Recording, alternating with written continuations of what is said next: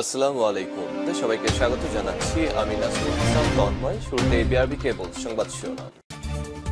বাংলাদেশের সর্বশেষ গুরুত্বপূর্ণ আপডেট সংবাদে আপনাকে স্বাগত। শুরুতেই সংবাদ শিরোনাম, পরে বিস্তারিত। শুরুতেই জানাব, যৌথ বাহিনীর অভিযানে বৈষম্যবিরোধী ছাত্র আন্দোলনের সমন্বয়ক সহ গ্রেপ্তার 14। বৈষম্যবিরোধী ছাত্র আন্দোলনের কলাবাগান থানার সমন্বয়ক সালাউদ্দিন সালমান সহ 14 জনকে গ্রেপ্তার করেছে যৌথ বাহিনী।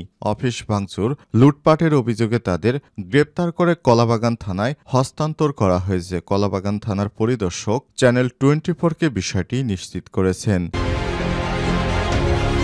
এরপর জানাবো, বৈষম্যবিরোধী অথবা সমন্বয়ক পরিচয়ে এখন কোনো অস্তিত্ব নেই বললেন নাহিদ ইসলাম।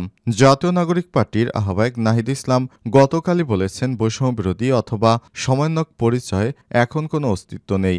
এখন যদি কেউ সমন্বয়ক বা বৈষম্যবিরোধী শিক্ষার্থী আন্দোলনের কৃতিত্ব দাবি করে চাঁদাবাজি বা রাহাজানি খুনখারাবি করে অপরাধ করলে তাদের বিরুদ্ধে ব্যবস্থা নিতে প্রশাসনকে অনুরোধ।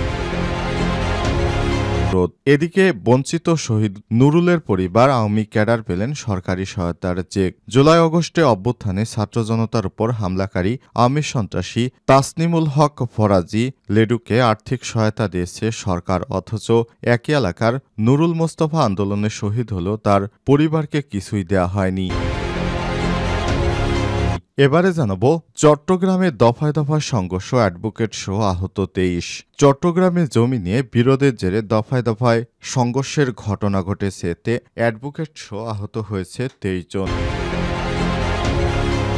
জানাবো, কুড়িগ্রামে আওয়ামী লীগ নেতা গ্রেপ্তার। কুড়িগ্রামের রৌমারী উপজেলায় আওয়ামী লীগের ধর্ম বিষয়ক সম্পাদক নুরুজ্জামান মিয়াকে গ্রেপ্তার করেছে রৌমারী থানা পুলিশ।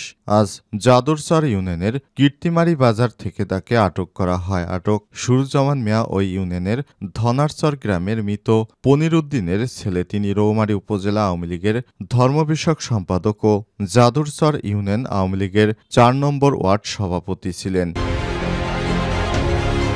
এবং সর্বশেষ জানাবো, সিরিয়ায় হঠাৎ অস্ত্র হাতে আসাদের অনুসারীরা, শতাধিক নিহত। গেল ডিসেম্বরে আসাদের পতন হলেও সিরিয়ার দায়িত্ব গ্রহণ করে নতুন অন্তর্বর্তীকালীন সরকার। এরপর সবচেয়ে ভয়াবহ সহিংসতার ঘটনায় 100 জনের উপর নিহত হল গতকাল। গতরাতে আল জাজিরা জানিয়েছে, দেশটির নিরাপত্তা বাহিনী এবং সাবেক সরকার অর্থাৎ প্রেসিডেন্ট বাশার আল আসাদের সমর্থকদের মধ্যে এই ভয়ানক সংঘর্ষের ঘটনা ঘটে। এই সংঘর্ষে পর্যন্ত নিহত বেড়ে 100 জন। তারা হঠাৎ করে এসে বর্তমান অন্তর্বর্তীকালীন সরকারের নিরাপত্তা রক্ষীদের উপর হামলা চালায়। প্রিয় দর্শক, এতক্ষণ শুনছিলেন সংবাদ শিরোনাম, এবারে বিস্তারিত। তবে তার আগে বন্ধুরা, অনুরোধ থাকবে এই সংবাদটিতে একটি লাইক দিন। এই চ্যানেলে আপনি নতুন হয়ে থাকলে আমাদের সংবাদটি দেখতে দেখতে চ্যানেলটি সাবস্ক্রাইব করে রাখুন। কমেন্ট করে বন্ধুরা আপনার মূল্যবান মতামত জানিয়ে দিন আপনি বিশ্বের কোন দেশ থেকে বা বাংলাদেশের কোন স্থান থেকে আমাদের সংবাদটি দেখছেন এবং শুনছেন। এবারে বিস্তারিত। যৌথ বাহিনীর অভিযানে বৈষম্যবিরোধী ছাত্র আন্দোলনের সমন্বয়ক সহ আটক 14। বৈষম্যবিরোধী ছাত্র আন্দোলনের কলাবাগান থানার সমন্বয়ক সালাউদ্দিন সালমান সহ 14 জনকে গ্রেপ্তার করেছে যৌথ বাহিনী। অফিস ভাঙচুর ও লুটপাটের অভিযোগে তাদের আটক করে কলাবাগান থানায় হস্তান্তর করা হয়েছে। কলাবাগান থানার পরিদর্শক তদন্ত চ্যানেল 24-কে বিষয়টি নিশ্চিত করেছেন। জানা গেছে, বৈষম্যবিরোধী ছাত্র আন্দোলনের কলাবাগান থানার সমন্বয়ক সালাউদ্দিন সালমান সহ কয়েকজন একটি অফিসে গিয়ে ভাঙচুর চালায়। পরে খবর পেয়ে সেনাবাহিনীর সদস্যরা সেখানে গিয়ে তাদের আটক করে। এক পর্যায়ে কলাবাগান থানা পুলিশ ঘটনাস্থলে গেলে আটককৃতদের পুলিশের কাছে হস্তান্তর করা হয়। কলাবাগান থানার ভারপ্রাপ্ত কর্মকর্তা ওসি মুক্তারুজ্জামান জানান, শুক্রবার 7 মার্চ রাতে অভিযুক্তরা রাজধানীর রাসেল স্কয়ার শেখ কবির নামে এক ব্যক্তির ব্যবসায়িক প্রতিষ্ঠানে গিয়ে হামলা চালিয়ে ভাঙচুর ও লুটপাট করে। ওই সময় তারা কিছু টাকা পয়সা, 4টি কম্পিউটার নিয়ে যায়। এই ঘটনার কারণে মামলা প্রক্রিয়াধীন রয়েছে। সেনাবাহিনীর অভিযানে শেষ পর্যন্ত ওই সমন্বয়ক এবং তার চেলাবেলা সহ তাদেরকে আটক করে পুলিশের হাতে সোপর্দ করা হয়েছে। তুচ্ছ ঘটনাকে কেন্দ্র করে তারা এক ব্যক্তির প্রতিষ্ঠানে এসে ভাঙচুর ও লুটপাট চালায়। এটি দেশবিরোধী ষড়যন্ত্র ছাড়া কিছুই নয়। বৈষম্য বিরোধীরা অথবা সমন্বয়ক পরিচয়ে এখন যদি কেউ কোনো অপরাধ করে তাদেরকে আইনের হাতে তুলে দিন, বললেন নাহিদ ইসলাম। জাতীয় নাগরিক পার্টির আহ্বায়ক নাসির উদ্দিন এবং নাহিদ ইসলাম বলেছেন, বৈষম্য বিরোধী অথবা সমন্বয়ক পরিচয় এখন কোনো অস্তিত্ব নাই। এখন আমরা দল গঠন করেছি, সমন্বয়কের কোনো অস্তিত্ব নেই। শুক্রবার ৭ই মার্চ বিকেলে জাতীয় নাগরিক পার্টির কার্যালয়ে এক সংবাদ সম্মেলনে সব কথা বলেন তিনি। একটি আন্তর্জাতিক মিডিয়ায় নিজের দেওয়া সাক্ষাৎকার প্রসঙ্গে নাহিদ ইসলাম বলেছেন, ডিসেম্বরের মধ্যে নির্বাচন সম্ভব না, এভাবে বলিনি। বলেছি পুলিশ যে নাজুক অবস্থায় রয়েছে সেই অবস্থায় থেকে নির্বাচন সম্ভব না। আমরা নির্বাচনের জন্য মানসিকভাবে প্রস্তুত রয়েছি। এ সময় তিনি বলেছেন, রয়টার্সের ইন্টারভিউতে কিছু মিস কোট রয়েছে। আমি বলেছিলাম যে আমাদের আর্থিক বিষয়ে সমাজে যে সচ্ছল মানুষ বা শুভাকাঙ্ক্ষী রয়েছে তারা মূলত আমাদের সহযোগিতা করে। আমরা একটা ক্রাউড ফান্ডিং এর দিকে যাচ্ছি। অনলাইন এবং অফলাইন কেন্দ্রিক ক্রাউড ফান্ডিং এর মাধ্যমে কার্যালয় স্থাপন সহ ইলেকশন ফান্ডিং রিস করব। বিভিন্ন গণমাধ্যমে এটা নিয়ে ভুল তথ্য এসেছে, এটা সংশোধনের জন্য অনুরোধ থাকবে। এ সময় তিনি আরো বলেছেন, বর্তমানে পুলিশ প্রশাসনের কিছু সুষ্ঠু নির্বাচন করার অভিজ্ঞতা নেই। তাদের সক্ষমতা পরীক্ষা না হয় দীর্ঘদিন ধরে।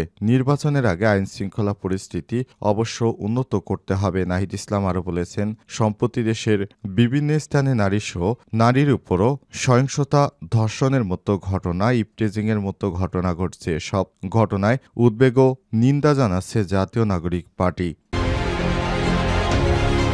আওয়ামী ক্যাডার পেলেন সরকারি সহায়তার চেক, বঞ্চিত শহীদ নুরুলের পরিবার।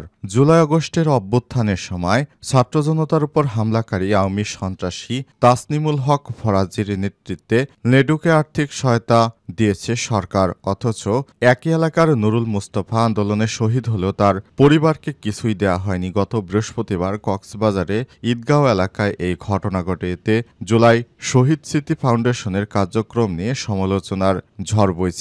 জানা গেছে, বৃহস্পতিবার কক্সবাজার সাংস্কৃতিক কেন্দ্র মিলনায়তনে হতাহতদের আর্থিক সহায়তার চেক বিতরণ অনুষ্ঠিত হয়। এতে প্রধান অতিথি হিসেবে কক্সবাজার জেলা প্রশাসক মোহাম্মদ সালাউদ্দিন ও জুলাই শহীদ স্মৃতি ফাউন্ডেশনের প্রধান নির্বাহী মীর মাহবুবুর রহমান সিগনের হাত থেকে দুই আওয়ামী ক্যাডারকে চেক দেওয়ার ছবি সামাজিক যোগাযোগ মাধ্যমে ছড়িয়ে পড়লে নিন্দার ঝড় ওঠে।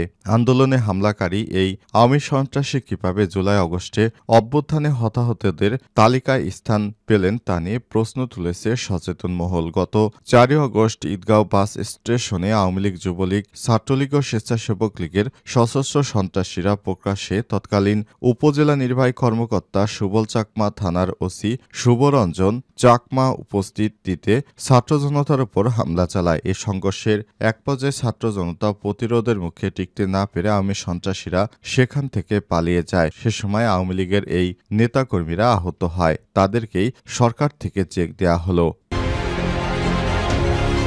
চট্টগ্রামে দফায় দফায় সংঘর্ষ, অ্যাডভোকেট সহ আহত 23। চট্টগ্রামে জমি নিয়ে বিরোধের জেরে দফায় দফায় সংঘর্ষের ঘটনা ঘটেছে। এতে অ্যাডভোকেট আহত হয়েছে এবং বাকি অন্তত 23 জন গুরুতর আহত। শুক্রবার 7ই মার্চ সকাল থেকে বিকাল পর্যন্ত চান্দনাইশ, সাতবাড়িয়া, কাঞ্চনাবাদ, গাছবাড়িয়া পৌরসভা এলাকায় সংঘর্ষের ঘটনা ঘটে। আহতরা হলেন চান্দনাইশ পৌরসভার বাদুরপাড়ার মোহাম্মদ আরিফ 18, মোহাম্মদ হানিফ মিয়া 15, মোহাম্মদ ইব্রাহিম হোসেন 20, অ্যাডভোকেট মোহাম্মদ বাকের চৌধুরী 50, সাতকানি এলাকার সুমি আক্তার 24, মোহাম্মদ ফারুক 30, হেলাল উদ্দিন সাগর 29, মোহাম্মদ আব্দুল মজিদ মিয়া 67, হারুনুর রশিদ 31, রুজি আক্তার 28, মোহাম্মদ লোকমান 27, মোহাম্মদ ফরমান 30, আয়শা বেগম 55, মরিয়ম বেগম 60, কাঞ্চনাবাদের আরফা বেগম 52, রুবি আক্তার 45, সিরাজুল ইসলাম 60, শাপলা আক্তার 29, ফাহিম 17, পশ্চিম এলাহাবাদের তানিয়া 16, আব্দুর রহমান 55, বরকত সাইদুল ইসলাম চৌধুরী 33 ও দক্ষিণ জোয়ারার দিদারুল আলম 25। স্থানীয় সূত্র থেকে জানা গেছে, আহতদের চান্দনাইশ স্বাস্থ্য কমপ্লেক্সে চিকিৎসা দেওয়া হচ্ছে। তাদের মধ্যে একজনকে চট্টগ্রাম মেডিকেল কলেজ চমেক হাসপাতালে পাঠানো হয়েছে। এই রিপোর্ট লেখা পর্যন্ত পৃথক পৃথক স্থানে ঘটনায় মামলা দায়েরের প্রস্তুতি চলছে বলে জানা গেছে।